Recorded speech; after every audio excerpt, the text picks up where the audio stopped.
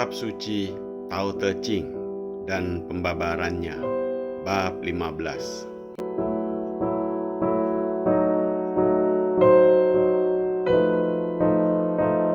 Bab 15. Orang yang mahir ilmu Tao bersikap samar.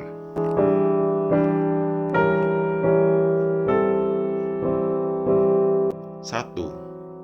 Pada zaman dahulu ada orang suci yang mahir ilmu kebatinan yang disebut Tosu. Ia mempunyai hubungan erat dengan makhluk-makhluk suci yang membimbing ke arah luhur.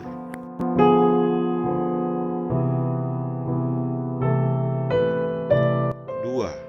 Ahli ilmu Tao, ilmunya sedemikian dalam hingga tak dapat dijajaki. Karena tak dapat dijajaki, maka orang-orang hanya dapat menduga-duga saja.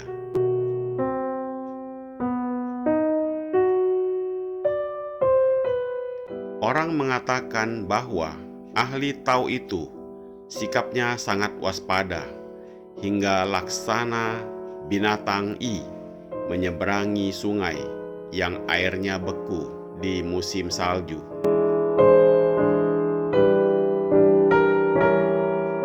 Tiga.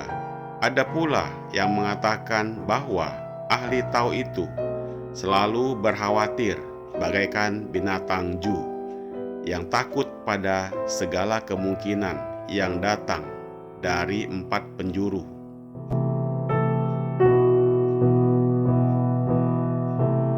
Senantiasa hemat dan bersikap sungguh-sungguh menyambut tamu, mengundurkan diri dan merendah bagaikan sifat salju yang mencair.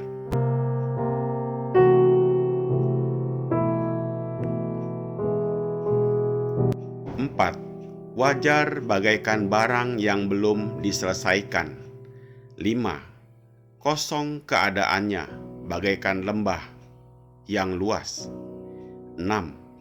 Ia bersikap samar bagaikan air yang keruh.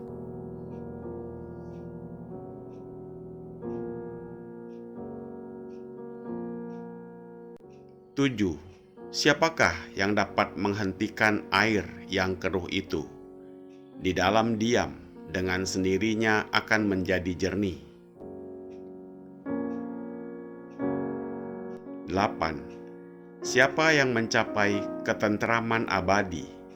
Dengan lambat laun, hubungan dengan alam budi menjadi aktif.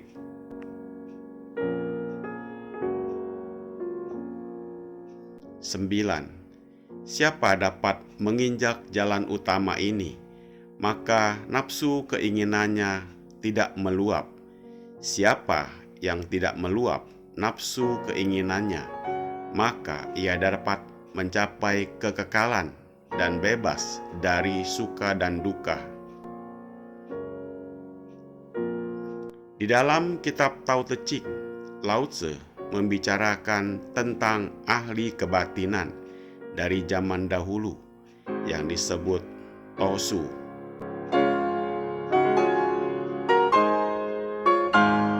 Ini sesuai dengan pelajaran teosofi, bagian jalan siswa yang menuturkan bagaimana seorang kebatinan yang bersungguh-sungguh hati untuk memasuki jalan siswa atau murid.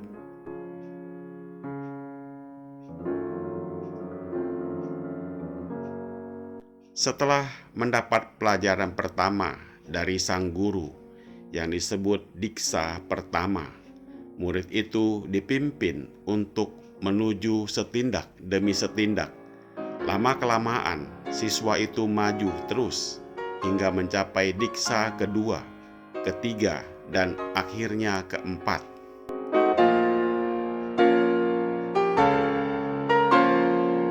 Hingga menjadi arahat.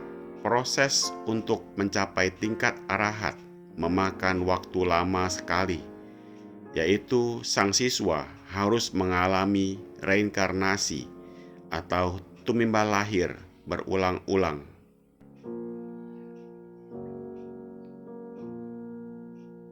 Meskipun begitu, proses itu masih belum selesai, masih berjalan terus hingga meningkat diksa kelima dan keenam, pada akhirnya mencapai tingkat adep atau master. Adep atau master, bahasa Belanda, artinya mahir atau master atau guru.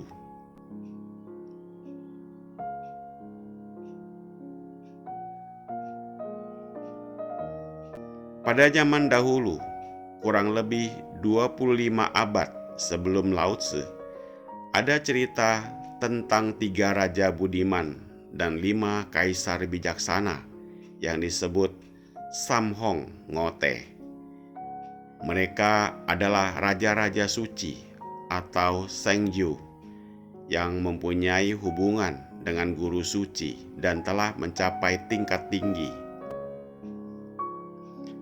Atas bimbingan makhluk-makhluk yang menjadi guru mereka dapat memerintah negerinya dengan bijaksana hingga rakyat hidup tentram dan sejahtera.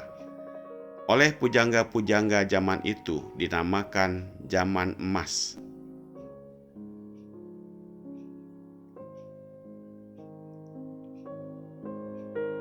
Begitu pula Kaisar Yi, pendiri dinasti He. Pada 2205 tahun sebelum Kristus, merupakan orang yang memperoleh diksa dan mempunyai hubungan erat dengan orang suci dari Tibet. Maka, atas bimbingan guru-guru suci itu, Kaisar Yi dapat memerintah negerinya dengan sempurna hingga dinasti He dapat berlangsung hingga 17 turunan dan berdiri tegak hingga 419 tahun lamanya. Pasal 1. Pada umumnya di musim salju, air sungai membeku karena sangat dinginnya, hingga orang dapat menginjak air beku itu menyeberangi sungai-sungai.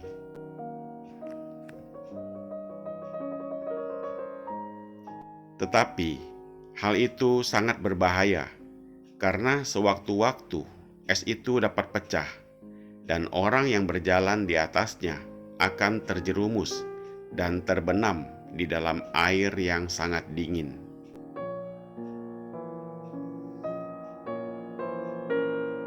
Maka, untuk melakukan perjalanan harus berlaku sangat hati-hati.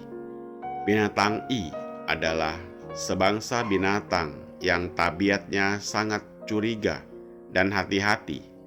Pasal 2. Binatang Ju adalah sebangsa kera yang sifatnya penakut.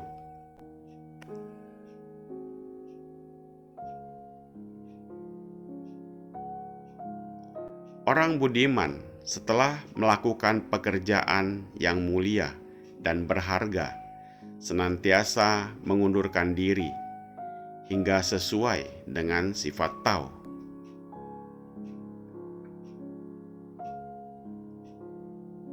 Umumnya, kalau orang melakukan pekerjaan besar hingga mendapat pujian dan penghargaan dari banyak orang, ia menjadi sombong dan bangga, serta selalu akan menonjolkan dirinya, hingga lama-kelamaan orang akan merasa jemu padanya.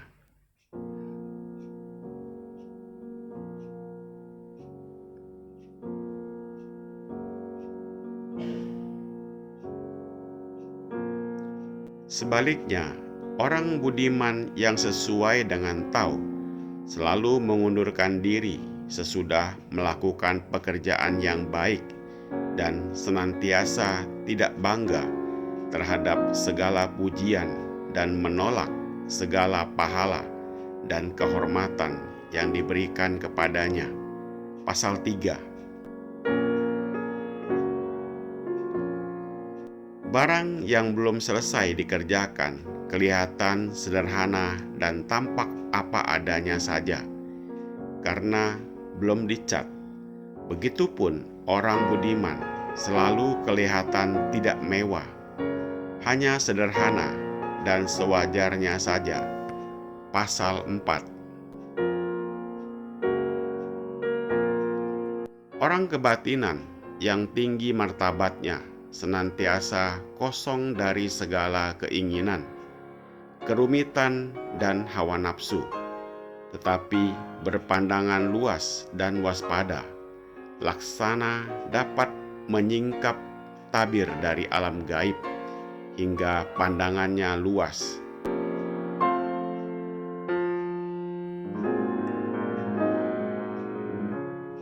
Sebaliknya, manusia yang berada di dalam dunia ini, pandangannya sangat sempit, bagaikan seekor ulat yang merayap di atas selembar daun, menyangka luas dunia ini hanya selembar daun itu. Pasal 5. Seorang ahli ilmu tahu sikapnya samar dan rahasia, hingga tak dapat diduga dan tak dapat diselami kehendaknya. Pasal 6.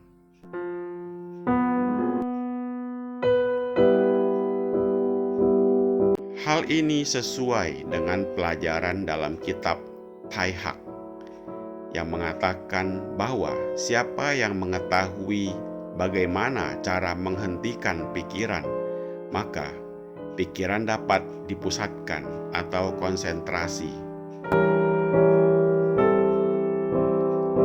Baru kemudian pikiran dapat diam. Setelah diam, lantas tenang. Setelah tenang, lalu jadi jernih, hingga laksana air yang diam menjadi jernih, dan sesuatu terlihat nyata sehingga tercapai maksud tujuannya. Pasal 7. Orang budiman yang berkuasa atas pikirannya dapat kontak dengan intuisinya yang berdiam di dalam budi. Pasal 8.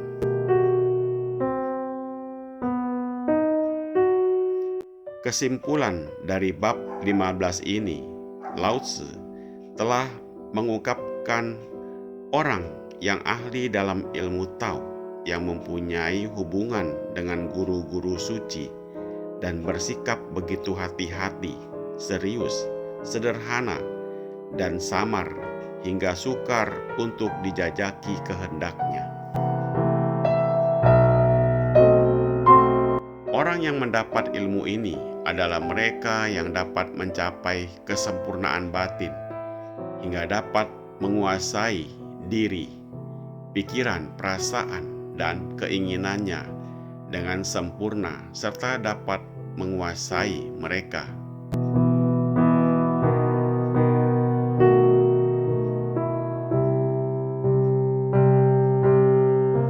Sehingga mendapat kontak dengan intuisinya, maka ia memperoleh ketentraman yang sempurna.